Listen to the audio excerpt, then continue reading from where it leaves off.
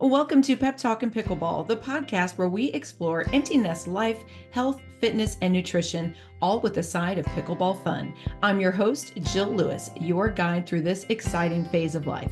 As a certified faster way to fat loss coach and fellow empty nester, I'm here to share insights, interview experts, and yes, sprinkle in some pickleball talk. Join me for weekly doses of motivation and laughter as we navigate health, happiness, and pickleball passion. Grab your paddle, join the conversation, and let's dive into Pep Talk and Pickleball. Welcome to Pep Talk and Pickleball. This is your host, Jill Lewis, and I'm really excited today. I'm going to be interviewing my pickleball instructor. This is Judy Auld, who I met in Southern Illinois, and Judy is just an all-around baller. She is a former tennis coach for Southern Illinois University. She's just an amazing athlete, and I didn't realize how many sports you'd even played, but I thought it'd be really fun to talk to you today, Judy, about just your life and sports and how that played into it, and then how you got into pickleball. So welcome to the podcast. Well, thank you for inviting me. I appreciate it. Yeah. So, okay, Judy, tell us, you started, first of all, you were an athlete at SIU. You were a 4-sport athlete at SIU, right? Correct. That's crazy to me. And you started, when did you start going to SIU? In 69. 69. Graduated, in 72. And you're from Illinois, correct?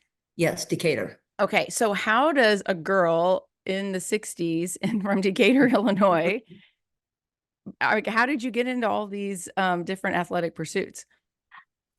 I grew up in a time that sports was not a positive activity. I could not compete in high school. Really? No, there was no girls' sports in high school whatsoever.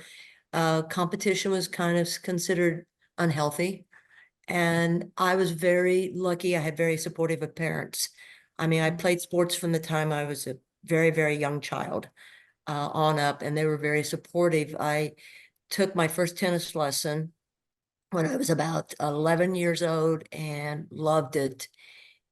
And then my mom and the individual that taught me how to play at a public court, free lessons.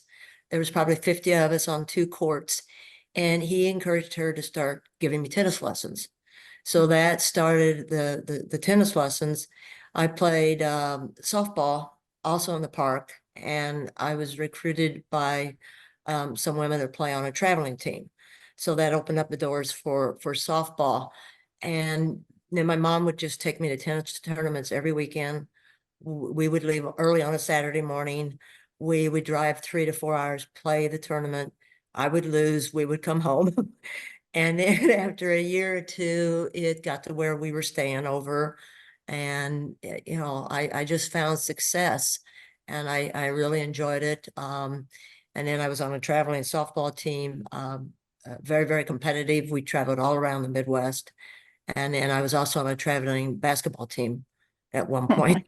Oh so I was just, and I have to say, I had a couple of a PE teacher in junior high that was very supportive of us being athletes. I had a whole group of friends that we competed with and Mhm. against. And then I was very lucky. I had a student teacher at high school that was very supportive. So those people were very instrumental in my life at an early stage. That is really interesting. So you couldn't play school sports, but you were able to do it outside of school. And so when you were playing in these tennis tournaments, you were playing other women in tennis tournaments? Well, I started off playing in at 14 and under. Okay. And I won my first tournament at the rec department, through the rec department. And that kind of gave me the bug. And Mm-hmm. I started traveling. So I played 14, 16, 18s. And then I graduated into the women's. And, I would play singles and doubles. Normally I didn't have a regular doubles partner, so I would just go to a tournament and pick up a woman to play with or a girl to play with. Wow. And I think that also gave me a healthy appreciation of being able to be very adaptable on the court with the other person. And I think that helped me later on in life. If I was just Hmm. playing with different people on teams, on league teams. Yeah. Oh, for sure. I wish I knew more about tennis, but I mean, I know like Billie Jean King, was she like the person that, were you watching tennis on television back then, or could you like follow like professional tennis players at all? Not really. Chris Ever came on the scene, Hmm.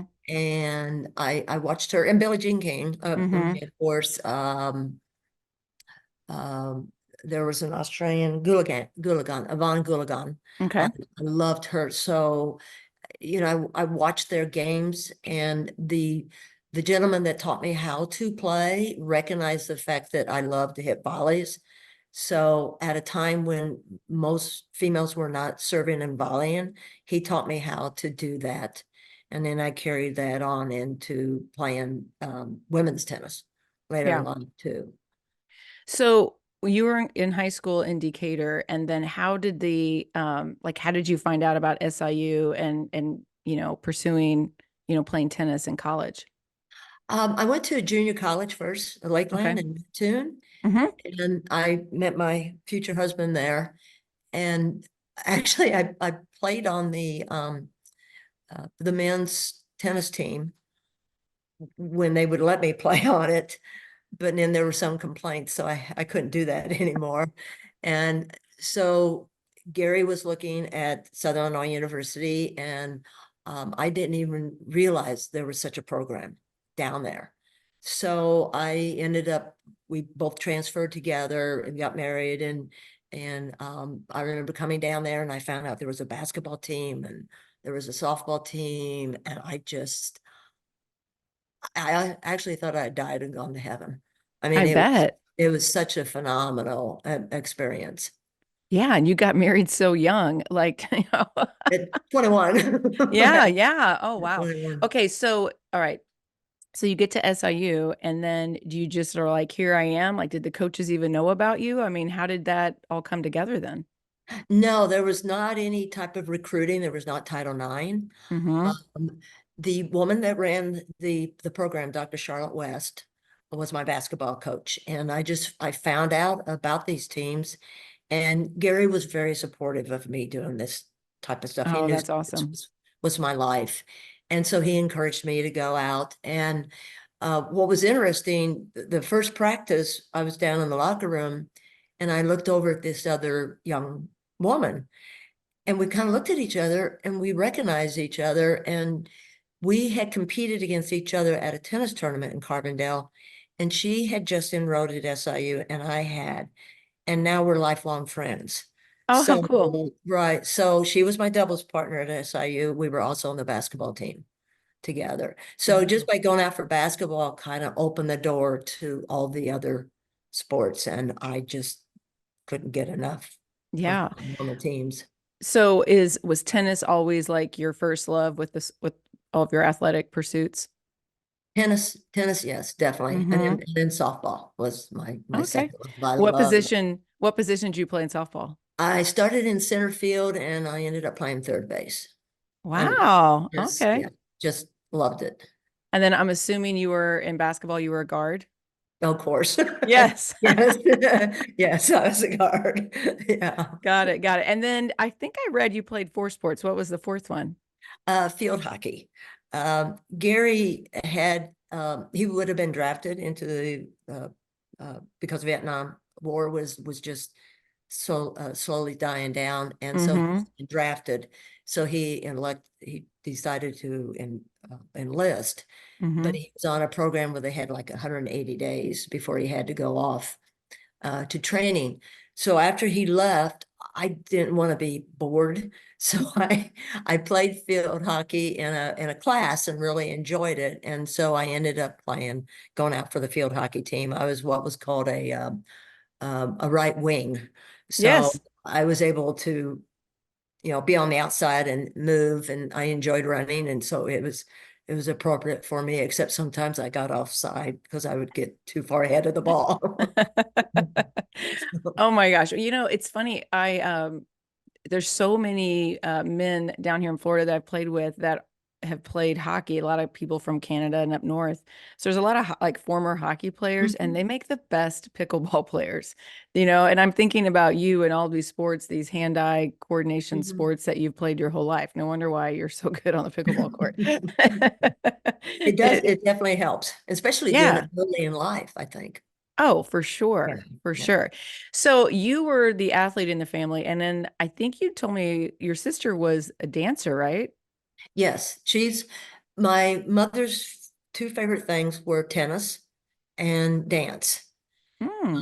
And so thank goodness Patty went into dance and I went into tennis because vice versa would not have worked. But she is a choreographer in New York City, has been very, very successful. Oh my gosh, your mom must have been so proud of you girls that you guys really excelled in your both of your pursuits. That's amazing. Yeah. And like I said, I was very blessed with great parents and very supportive at a time when it was just different. Yeah. Oh, totally. I can't imagine. So, okay, so at SIU, you're playing tennis. Obviously, you had success there. And then so then you graduate and then what? Actually, I went to Germany. Gary was in Germany, and so I went over and joined him in Germany for 14 months. And while over there, I actually taught tennis and I played a couple of tournaments in Garmisch. Hmm. And going back to when I was in Decatur before that, the gentleman that taught me how to play tennis also hired me when I was 16 to teach tennis at the public parks um, where I had learned. So I did that for a few years, and that led me into teaching a little bit more. Oh my gosh, you've been teaching then for how long? Since I was 16. That's amazing. Wonder why you're so good. Oh my gosh, that's cool. Okay, so then you were in, and so then how did you get back to SIU? Because you started coaching at SIU in 75, is that right? Yes, yes. Uh, Gary's enlistment was up, so we came back to Carpenter because he still needed to finish his degree. And I was actually at a dance recital and ran into Charlotte West, and she said, "Would you please give me a call? We need a tennis coach."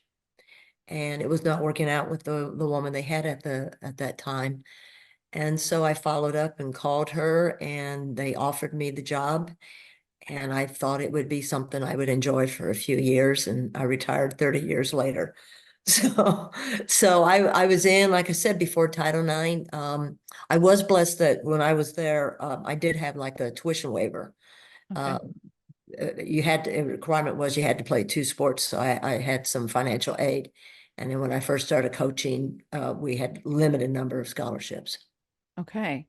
And then so Title IX, when that happened, and tell me about that. I mean, that had to be such a big deal. It totally changed sports. Mm-hmm. Charlotte West was very instrumental in getting Title IX approved also. I mean, Hmm. this woman is an icon. Really? She was my instructor, my basketball coach. She hired me. She was my mentor, and she's a friend. And she is still going strong at 90. And Wow. without the Charlotte West of the world, young women to this day would not have what they had. So It's so hard to imagine because I think, we just take it for granted now, Mhm. especially the girls that are in high school right now. You don't even really think about that. And it's just like, it's just everybody does it. All the girls can play sports and it's great and wonderful, but just how different times were and it wasn't that long ago. No, it was not. It was not. So I saw it, how it evolved. We were given a limited number of scholarships. One financially, we did not have still the means to Hmm. give 8 scholarships. And when I first started coaching, I would have 20, 25 girls come out for the tennis team. And I usually would not cut. I would have a varsity and a junior varsity, and I would arrange matches for them.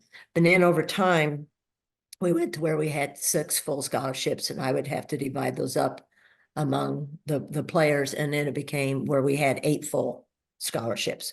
So we were on the same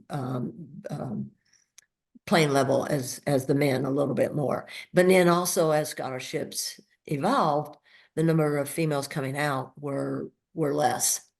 So then it became where you were recruiting more, you were having to go watch the girls play, you were having to look at videotapes, you were looking at rankings a little bit more. So I saw a big evolution of women's sports. Oh, for sure. What would you say, I guess we can just say it in tennis. Like what's the biggest difference you've seen in tennis, female tennis players through your career? I just more Hmm. opportunities, more coaching, more chance to play on the collegiate level or turn pro, just more of a positive attitude. Um, like I said, it seemed like it was so limited, and now I even have difficulty keeping up with all the pro players anymore. Yeah, There seems to be so many out right. there. How is the game itself? Like, how do you see, how has that changed? I think through technology, it has Mm, changed more. right. Um, better rackets, but also the fitness level. And it was interesting that uh, Chris Everett and Martina Navratilova were one of the two players that started doing fitness, especially Martina did. And then Yeah. Chris Everett saw where Martina was getting better. And so I think the fitness level has changed, the coaching has changed. It's hitting the ball very, very, very aggressively. It's not just strategy, it's also just outpowering. But like I said, I think that goes back to technology and fitness and Hmm. weights and nutrition, just Yeah. everything. Yeah, for sure. Even like in golf, right? I mean, I think about the technology I'm getting back into playing golf and my clubs are 25 years old and it's hilarious. I'm looking at my driver from 25 years ago to my playing partners' drivers or look like frying pans and I've got this like little, head on my driver. So I pulled my daughter's, she's not here. So I thought, well, I'll use my daughter's driver because it's probably 8, 9 years old and I couldn't get over the difference. I hit it Mhm. so much further. It's the same body, but I'm like, okay, there is something to the technology that's come out in the 21st century. Oh, there It's is. a lot There is. better. Oh, yeah. Well, I started off with a wood racket. Oh And my I, gosh, and yes. I look at them now, and the sweet spot was so little. Yes. And then I think we went to graphite, and now we're in competition. I mean, it's just, yeah. Yeah, And in and my probably opinion, what you wear too was very different back then as well. oh, definitely. Yes, Yeah, what were you wearing in the I want to hear about this. What were you wearing in tennis tournaments? but believe it or not, my mom made all my dresses. Oh, So I love that. yes, she made all my dresses and the jackets that went with them, and even the little bloomers that Oh went my with them. gosh. And then later in life, she took material that was left over and made me a quilt from Oh, all that the is, from all the dresses. So yes, I did oh wear my the gosh. dress. I love it. Your mom sounds amazing. Yeah, yeah, That's yes, awesome. So, okay, so 30 years, you had 400 wins at least, right?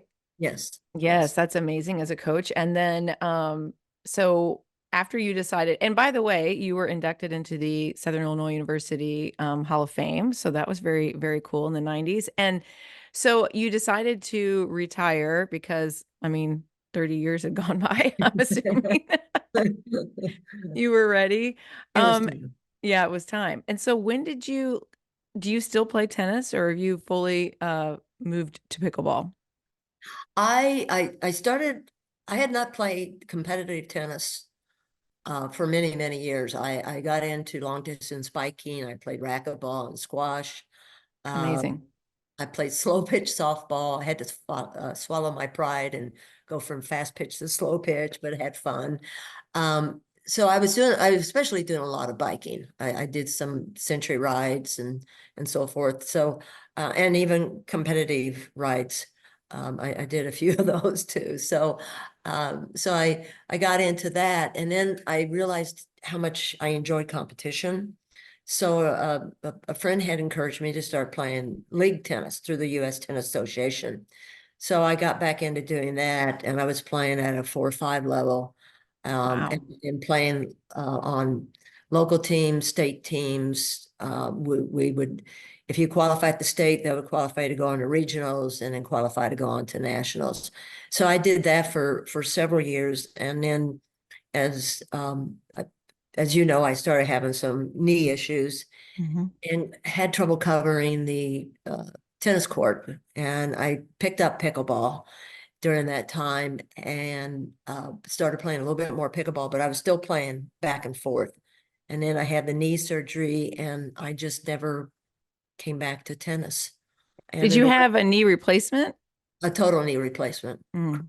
Yeah. And Left what was knee. that? How did that go? Like having that surgery, having that knee replacement, when were you like how long was that recovery process for you? It was about a 3 to 4 month recovery. Hmm. So I had it in October. I was back on the pickleball court in January, Yeah. but just drilling and then playing very easy games. Um, but it wasn't something I wanted to do, but thank goodness I did because now I can get back on the pickleball court. It doesn't bother me anymore. I do a lot of hiking also. And so I couldn't hike anymore. I couldn't even walk. Mm. It was that bad. So it was, like I said, it's not something you want to have done, but it was, thank goodness in this day and age, we can have it done and had a full recovery. So Yeah. now I just started playing after the recovery. I started playing just pickleball exclusively. And then how did you get into pickleball? Like, was there somebody that just said, "Oh, you should try this," or you were seeing people playing it? How did that go? I had a friend that said, you need to play this sport. In fact, I think it was Sue Kramer. I don't know if you know Sue, but we were in a book club together and she said, oh, you need to try pickleball. And I was like, no, I don't want to play that sport. I'm a tennis player. I'm a tennis player. Right, right. So I went to the hub and Okay. bought a cheap pickleball paddle and went over to the hub and started playing over there. And then, like I said, I was still going back and forth at that time, still playing. This is before the knee surgery. Oh, okay. Still, yeah, still playing tennis and pickleball. And So then, what year was this? um, let's see, it would have been 5 years ago. Yeah, Okay. 5 years ago. And then after the surgery, I just never went back. And then I just kind of moved up my level of play Yeah, saw that you were dominating in pickleball and you were like, let's do yeah. this. Well, I really, really enjoy the competition. I love Hmm. the challenge of it, and I want to play as good of players as possible because I feel like it then makes my game a lot better. And so since then, I've just been playing exclusively, pickleball and trying to play at the 4-0 level and sometimes playing 4 or 5, but not being overly successful, but enjoying the competition. Yeah. Pickleball has gained so much popularity, especially since, COVID and everything. So from your perspective, what do you think makes this sport so appealing to so many people, so many different ages? Well, I think the learning curve is Mm. very, very short.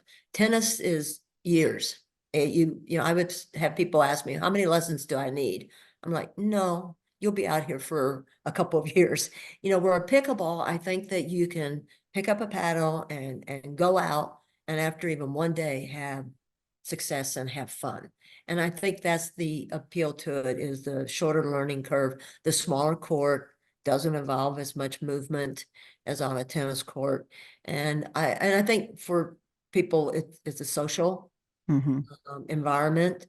And then if you want to take it to the next level, there's the competitiveness. If you want to play tournaments, and I'm in Green Valley right now, and there I was watching a women's league yesterday, and very, very competitive. And Mm. they had team huddles and everything.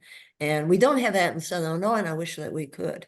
I think Yeah. it'd be a very You fun know thing what to I have. think would be cool too in Southern Illinois is to have a designated challenge court. We have one of those at my club here in Florida. And so one court, there's my gosh, 8 courts here. And so one of the courts is designated a challenge court. So if you and your partner you're in there, if you win your first game, you stay on. You can stay in the challenge court for if you win 3 games, you can stay in for those 3 games, Mhm. but then you have to exit. So the team that loses, they exit. Another team can be the next challenger to come in. If they win, they stay on, you go off. But it keeps moving pretty fast. So that way, players that want to play like more Mhm. competitively, and that's kind of a fun thing to do. every day. And there's always people kind of sitting. The challenge court is close to where everybody sits, all the outside seating outside the fence. So it's kind of fun to watch those games too. Right. Yeah. Well, maybe Yeah. that's something that, Yeah, we'll have to chat with the people in Southern Illinois about yes, it. yes. But yeah, and the teams that kind of stuff would be fun as well. Just to, Oh, it would. competitiveness to make it and play other towns or, things like that could be pretty fun. Yeah, I agree with you. I think the social part is it's interesting how pickleball is so I think it's the most inclusive sport that I've ever Mhm, played. mhm. Where you just put your paddle on and it doesn't really matter who you're playing with. You just, we have a paddle system down here. You put your paddle up and whoever that foursome is, you go out and you play. But there's always people willing, I think for the most part, to people that will play with you no matter what your level is. Like I always make sure I try to play at least one or two games with people that are more of a beginner, and then I might go over to the challenge court and hang out over there. But Right. definitely inclusive for sure. So, as somebody that continues to just excel in sports as you're aging, like what's the secret sauce there? I mean, because, no offense, but you are no spring chicken, Judy. And I mean, you keep excelling. And I know there's a lot of people, men and women your age that are not. And in fact, it's kind of the opposite. So what's the secret there? I think I've been blessed with good genes Yeah. and maybe being healthy my entire life and being active has kept me going. And as I mentioned, I enjoy the competition. I enjoy rising to the occasion or trying to rise to the occasion. And I think it's just having a positive outlook on life. Hmm. Um, Being at my age, I want to do as much as I can before my body doesn't allow me Hmm. to do it. And that's why I want to play as much pickleball as I can. That's why I came to Green Valley Hmm. and to play as much pickleball. And I do all these fun hiking trips. Uh, Yes. yes, and right now it's long distance hiking trips. And eventually I'm not going to be able to hike 12 to 14 miles a day. It may be 5 to 6.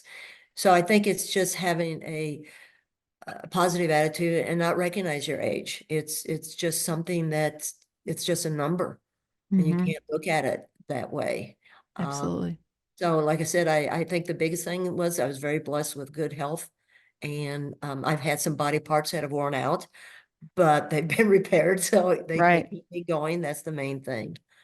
Yeah, I think the big thing for you is that, you've always, like you said, you have kept moving. You haven't Mm. let like a number decide, what you can do or can't do. And I think, you've always like you've been blessed with good genes and you're very athletic. But you have always worked at that. You don't take that gift for granted, and you've kept working at it. And I think that's really cool. And let's talk a little bit about these hiking trips because I find it very inspiring. If we can, for a second, tell the listeners all the places that you have gone hiking because it's pretty incredible. We started hiking a few years ago, and the only thing I wish is I wish we had started earlier, but we're trying to get in as much as we can. We've hiked here in the United States, the Arizona, Sedona area, Hmm. Bryce Canyon, Zion, Capitol Reef, which is my favorite place to go. But then we've also hiked overseas, and we've hiked the Cotswolds in England. We've hiked Ireland. And then we started doing these long distance hikes, and we did the coast to coast of England. And so that's literally hiking across the coast of England from the RC to the North Sea. Last year, we hiked the length of Wales from the north of Wales to the south. So we did 214 miles in 18 days. And in this May, we're going to Scotland, and one hike was not enough. So we're doing two hikes. We're doing the West Highland hike, and then we're going to take off a day in Fort William and then do the Great Glenway hike to Inverness. And I love the hiking, especially overseas. And I love the hiking in the United States, but hiking overseas is fun, and it's all self-guided. So they take our luggage from place to place. We just carry a day pack, And it's a great way to meet people in these other countries and meet other hikers. We've met so many hikers from all around the world. It's a challenge. And when you finish the hike for the day, even if you're dragging your feet, it's such a rewarding experience. And then the fun part is going to the local pub and having drinks and dinner and then meeting the local people there. And Oh, we've met yeah. wonderful people, and we've reconnected with the British couple when we did the Wales hike. They met us and did half a day of hike with us, and then we had a couple drinks afterwards. So it's been just a phenomenal experience, and I have it on my agenda to do more. So I just hope we can get some more hikes in after Scotland. I'd like to do Germany and Switzerland and New Zealand. Uh, So I have a big bucket list. So I have to keep going as long as I can. And I had inspiration when I was in England. The gentleman, him and his wife that we met up with, and they finished the hike with us in Wales, turned 80 the next week. wow. So Yes. Well, there that's you go. inspiring. Yeah. That's inspiring. That is That's inspiring. And well, we were in Switzerland last year and that was incredible. I mean, it was just absolutely incredible. It was stunning. And we did an all day hike and I'm just turned 50 and I thought by the end of it, I was I was done. We were laughing. My husband and I were laughing. I was like, I think I have a low grade fever. I'm so tired. Well, you were probably high up too.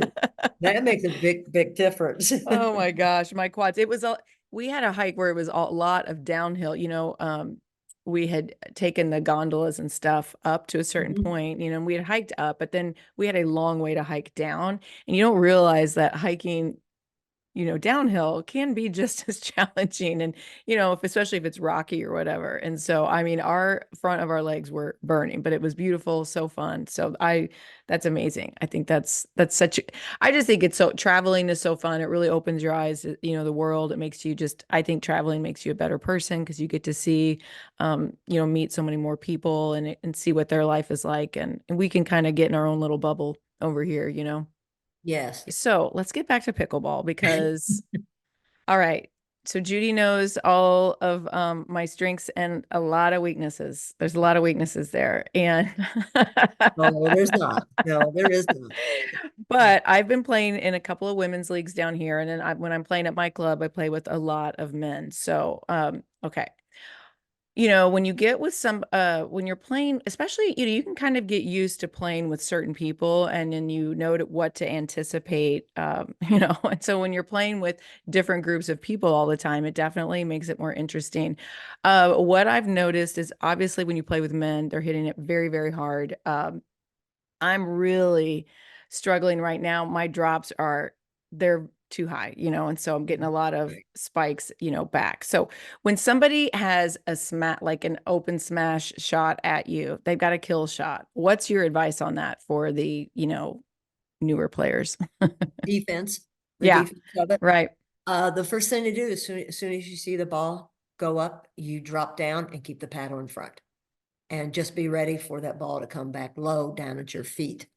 And if you can have that paddle back in front, you can maybe drop it back over. Hmm. Of course, the ideal thing is to get the drops down low, but when you're Yeah. playing men that probably obviously are taller, Hmm. they can reach in and get a shot that would be a good drop against a woman that's not a necessarily good drop against a man. Yeah. So I think that's the best way to do it. I like that. As soon as you see the ball, it's going up, like get down and Get paddle down. down. I think a lot of it is like self-preservation. I think to myself, I need to have my paddle like I'm going to protect my face with it or something. And Yeah. so I kind of do one of those numbers, I'm like hiding instead of paddle down. Yeah, I need to suck Paddle up. down and open up to the sky. Hmm. So then too, you can block it back. You And know, I was thinking about this the other day. I remembered a lesson that you and I had worked on where instead of having where paddle down and like the back of my hand facing forward, it's more of like an open shot. Do you remember that? We worked on like yes, that yes, two-handed, kind of like you were almost like I'm going to catch it underhanded, but where the paddle's down and my wrists are up. Does that make sense? yes, yes. And I think it's a good technique. I have tried it. but I'm like anybody else. I need somebody to drill with me. And I think Yeah.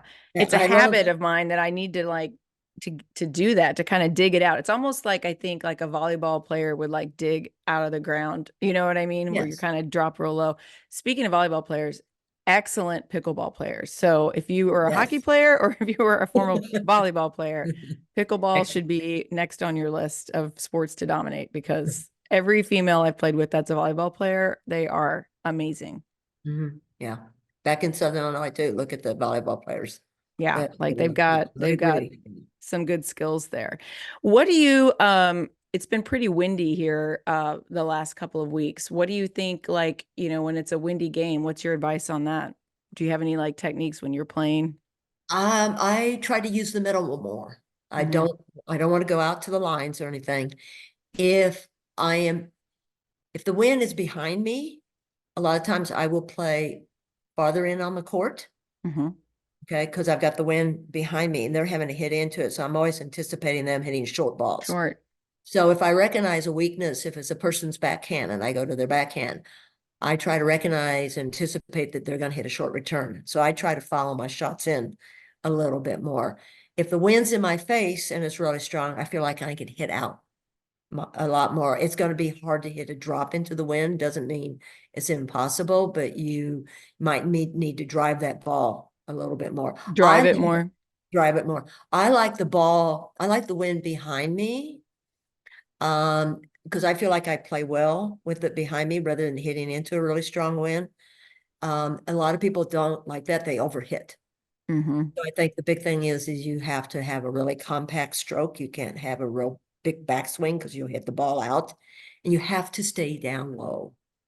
So if I Yeah. serve with winds behind me, I get down real low and I try to keep my serve a little bit lower over the net. Right. Yeah. I yeah, I mean, I still hit it out, not near as much as I used to, but I still hit it out. And a lot of times what I'm forgetting to do, and this seems so like elementary, I know that I need to do this, is just taking the ball out in front. A lot of times Mhm. when I'm back and I'm receiving a serve, I'm letting it get back behind my hip. And I'm like, what am I doing? Like, take it out in front, You got to hit, yeah. got to take that. And even up at the net, just not getting in that habit of letting it get behind me. I just taking it out in front. So, um, what Keeping are you space between you and the ball. yeah, exactly. So for people that are starting out, or maybe not even just brand newbies, but what do you think takes people's games from like a 3-0 level up to I mean, that's a big jump, 3-0 to 4-0, but maybe even just 3-0 to 3-5 and then 3-5 to 4-0. What are the differences there? I think the big difference is consistency. Hmm. Keeping your play as clean as possible, keeping your errors down to a minimum. Um, Having a good serve, but have a consistent serve. Doesn't have to win. You don't have to win the point off your serve. You just mainly need to get it in. A consistent return of serve deep. I think I equate pickleball a lot to tennis. And in tennis, it was the same way. If you keep your shots deep, you can control the point a lot more. I think developing the short game, the transition game, and your drops, and learning to get to the net from the baseline to the non-volley zone, and having that transition game and not rushing that game. You have to earn your way in. And so to me, those are the biggest things. I think, volleys have consistent volleys. Same thing, work on depth on your volleys. Angles is something I love, but to me, it's a little bit more of an advanced, and you don't have as much court to work with on angles like you do in tennis. So I have learned how to adapt there. So I think that there's just, to me, the biggest thing is consistency, Hmm. recognizing your weaknesses in your opponents and capitalizing on them. And then recognizing your weaknesses and improving on them, being willing to work on those, but then capitalize on your strength. If your strength is to hit a nice drop and come in, do that. Don't feel like you've got to out battle somebody up at the net. And Hmm. and to me, there's still a lot of strategy involved in the game. Yeah. So it's still playing smart and playing consistency and, like I said, playing clean. Very few errors. Where I've been getting burned lately, Judy, is when a really good opponent. So if I'm on the right side of the court and I'm kind of hugging more to the middle of the court, they're Mhm. burning me down down that right line. Uh, They're hitting it and I'm not anticipating it, or I'm too late to realizing what they're doing. So if I'm on the right side of the court, um, I guess I shouldn't really be hugging that, because if I'm on the right side of the court, the person on the left, especially if the person on the left side of the court is right-handed, there should be the one that's more to the middle of the court, correct? And right. I shouldn't be hugging the middle if I'm on the right side of the court. What do you think? No, I agree. I agree. You want to track the ball. Mm-hmm. So if the ball is going to the left side of the court, which would be your right, you Mm-hmm. want to take like a step over. Yeah. Okay. But your teammate should move with you. Yeah. So there should be enough space between between the two of you that you should be able to touch paddles.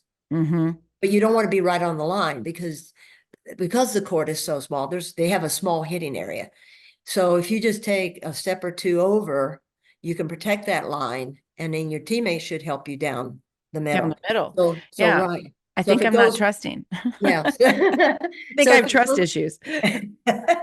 well, that's where you communication, talk. So let's Yeah. say the ball goes back to the left side of the court, okay, which would be their right. And Mm-hmm. then your teammate would shift over. So you track the ball. Mm-hmm. That way you don't leave those openings. And to me, it's still okay to get past once down the line, Mm-hmm. maybe twice, but not three times. Right. So, I mean, if they can do it one time, that's okay. You might give them that second shot, but then if you just take one step over and take that shot away from them, that'll Yeah. stop from going there. And we all get past at one time or another. So I think the big thing is learning to track the ball, trust your teammate, and Mm-hmm. communicate. And Yes. mine, ours, or mine, yours, and so forth. Right. I have a weird habit of, if we're deep and I'm on the right side of the court, and my partner's right-handed, I always tell them, you've got middle. I always try to communicate that you've got middle. But then when I get up to right at I call it the kitchen line, but non-volley, I try to take the backhand down the middle, and it's their forehand, but I'm such a poacher on that. I just like that shot. You like that shot. You like that shot. And there's a difference in you going for the shot if it's within your range Hmm. or if you're having to really reach for it. If you're Right. having to really reach for it, then you're going to get in trouble Right. because they're going to have both of you totally in the middle, and that's going to leave both Hmm. sides wide open. Yeah. So there's a big difference in it's within your reach or within your strike zone, or you're having to really stretch out and reach for it. And then I would recommend letting that person, it's the same thing. If you're on that left side, they should be letting you have that high ball down the middle. Yeah, for sure. One thing is for sure is that men, they also have trust issues, and they want to, even though it's my forehand smash, Mhm. if any of it's their backhand, they want to take it all the time, and sometimes they'll be like, "Oh, I'm sorry, Jill." I'm like, it's fine. It's fine. Well, you could emphasize to them, that is my forehand. Yeah. And I Well, have a good forehand. one time, I think it was yesterday, I told a guy, I was like, "You can trust me. I promise you. Like Yeah. I love that shot just as much as you do. Like, Mhm. Yeah. I'll No, I get it." think I think that's a good thing to do. So Yes. Oh my goodness. So someone that's really looking to improve their skills, obviously practicing drilling, what are your favorite drills? dinking, just dinking cross court from each other, Hmm. and give yourself a number to go for too. Don't go out and just dink and then, somebody makes a mistake. Have a cooperative drilling partner. That means you're not trying to beat each other. You are working on keeping that ball in play. Hmm. So the most I've ever done, my drilling partner left, moved a few years ago, was 120. Wow. Right. That was every time we'd go out, we'd try to get 100. Now we'd start off with 25 and then maybe 50. So gradually increase it. So I love thinking, I think what it does, it helps you to get a touch for the ball and the paddle, because I try to emphasize soft hands. Mm-hmm. On a scale of 1 to 10, about a 3 to 4 as Mm. your grip, and then soft knees and happy Yeah. feet, and that side to side movement. So I love the dinking drills, cross court both ways, also even over the net, and then also going cross court and then dinking down the middle. So you work on moving your uh, Mm-hmm. your Moving. teammate too. And Yeah. then just drop drills. One on the baseline, uh, uh, opponent up at the kitchen line.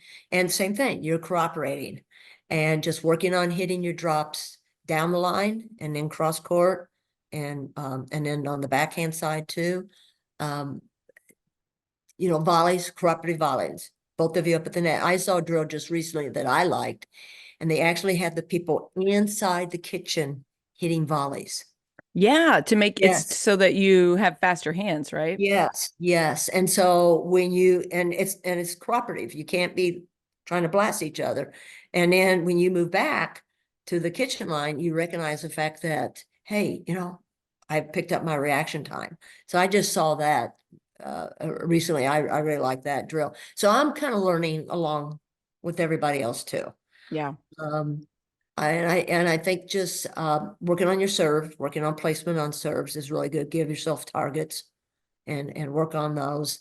Return to serve, work on hitting deep return to serves, but then also work on that transition period. That is And so hard. I think that that's the is, hardest thing for me. yeah, that's a difficult area to work on, but at the same time, it's a very important area, and don't be afraid of the area. Mm-hmm.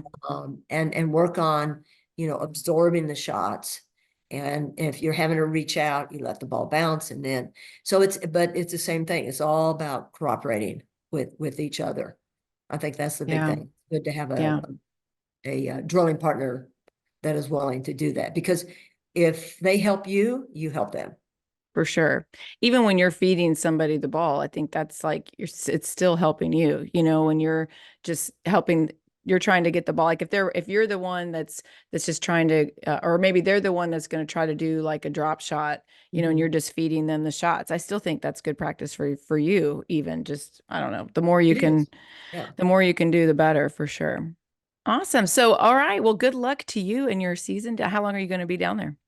Uh, I get back the first part of April for two Oh, months, nice. two Good months for this year. So you. I've made some arrangements. I met some people, picked up some games. Great. They have a interesting system here. I have to go test for 4-0. So Oh, you got to prove yourself. I I have to love it. prove myself. So when you join the club, it just registers you at 2-5. And so they did move me, even though last year I was playing 4-0s, 4-5s. So this year they moved me up to 3-5, but they say I have to come test. So I did a practice test yesterday. So That you have is, to get yeah, 68 out of 90 shots. So my goal is 90. So so yeah, so you have to do like drops and volleys and that would make me so overheads. nervous, but you'll be great. Oh, thank you. Thank you. So I'm going to do that on Monday, and then that opens me up to register to play in some higher level groups and stuff. But like you said, it's very inclusive. Have already been included in Yeah, several groups, so it's a very you know, um, I, I've enjoyed it out here.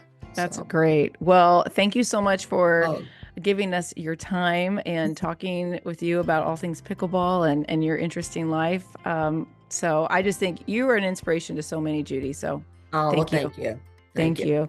And I can't wait to see you. We'll see you back in Southern Illinois in the spring, but Okay. Yes, we will continue on, and I think you have more strengths yes. than weaknesses in. Thank you. I Thank really you. do. All right.